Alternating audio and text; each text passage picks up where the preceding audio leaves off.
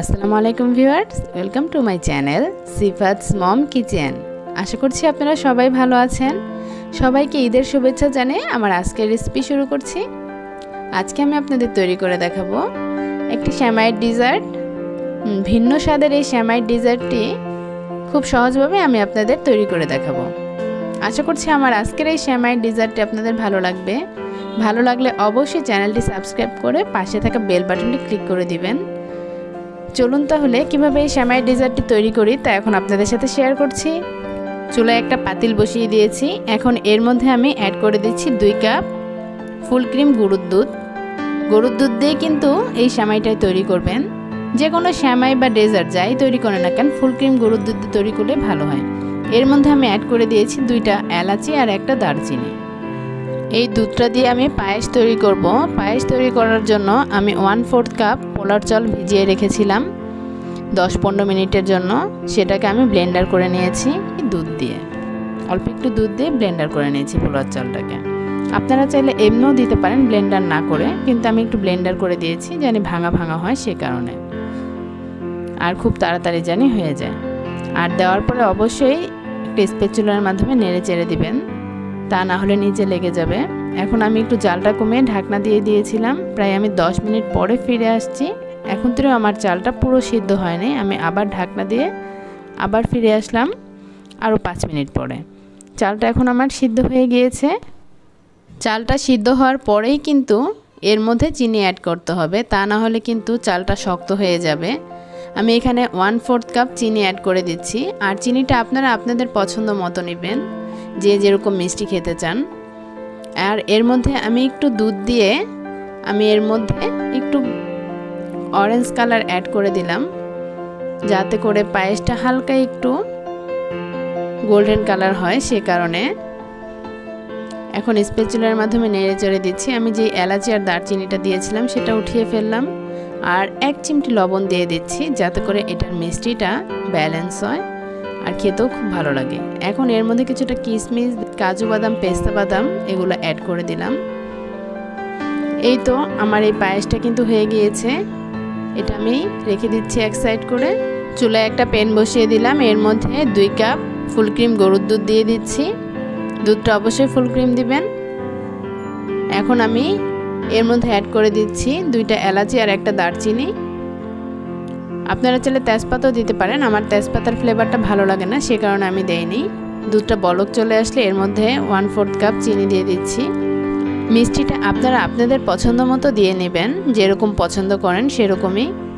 আমি এখন নেড়ে চেড়ে নিচ্ছি। এখন আমি এখানে লাচ্ছা সেমাইটা অ্যাড করে দিব, কিন্তু লাচ্ছা সেমাইটার কালারটা আমি চেঞ্জ করার জন্য এখানে আমি ইয়েলো কালার অ্যাড করছি 3-4 ফোঁটা। আপনারা চাইলে এটা স্কিপও করে যেতে পারেন। আমি জাস্ট কালারটা সুন্দর করার জন্য আমি ইয়েলো কালার অ্যাড করেছি। একটু নেড়ে চেড়ে দিচ্ছি। আর এখন আমি এর মধ্যে অ্যাড করে দিব লাচ্ছা সেমাইটা। এখানে আমি 1.5 কাপের একটু কম লাচ্ছা সেমাই নিয়েছি, কারণ খুব বেশি সেমাই দিলে দুধটা কিন্তু কম হয়ে যাবে, সে কারণে আমি 1.5 কাপই এখানে অ্যাড করলাম।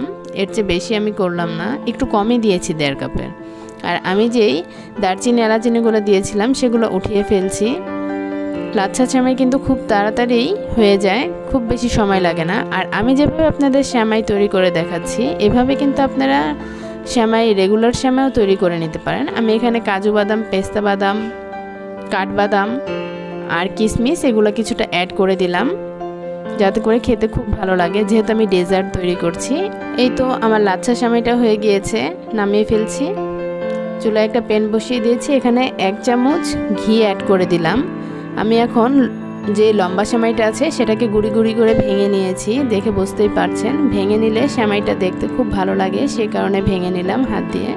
আর এটাকে একটু আমি ভেজে নিচ্ছি যাতে করে খুব সুন্দর একটা ফ্লেভার আসে রান্নার পরে। আপনারা চাইলে সেমাইটা না ভেজেও তৈরি করতে পারেন, আবার ভেঙে না নিলেও তৈরি করতে পারেন। আমার ভালো লেগেছে ভেঙে নেয়, তার জন্য ভেঙে নিয়েছি। এই তো আমার সেমাইটা ভাজা হয়ে গিয়েছে। এখন চুলায় একটা প্যান বসিয়ে দিয়েছি। এর মধ্যে 2 কাপ গরুর দুধ অ্যাড করে দিচ্ছি। আর এর মধ্যে অ্যাড করে দিচ্ছি 2টা এলাচি আর একটা দারচিনি। পুরো অ্যাড করে দিচ্ছি 1/4 কাপ চিনি। চিনিটা দেওয়ার পরে নেড়ে চেড়ে নেবেন। এখানে আমি একটু রেড ফুড কালার অ্যাড করে দিচ্ছি 3-4 ফোঁটা। এখন এর মধ্যে অ্যাড করে দিলাম যেই সেমাইটা আমি ভেজে রেখেছিলাম, সেই লম্বা সেমাইটা।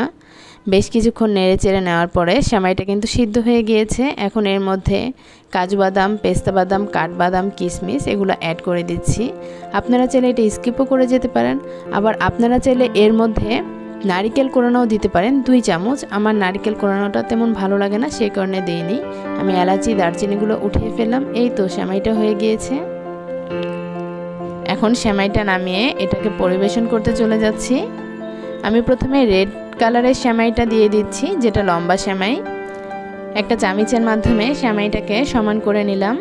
এখন এর মধ্যে অ্যাড করে দিচ্ছি আমি যে পায়েসটা তৈরি করেছিলাম, সেই পায়েসটা, সেটাও চামচ দিয়ে প্লেন করে নিচ্ছি। সব শেষে দিয়ে দিচ্ছি লাচ্ছা সেমাইটা, যেটা আমি ইয়েলো কালার দিয়েছিলাম, এটাও আমি চামচ দিয়ে প্লেন করে দিচ্ছি।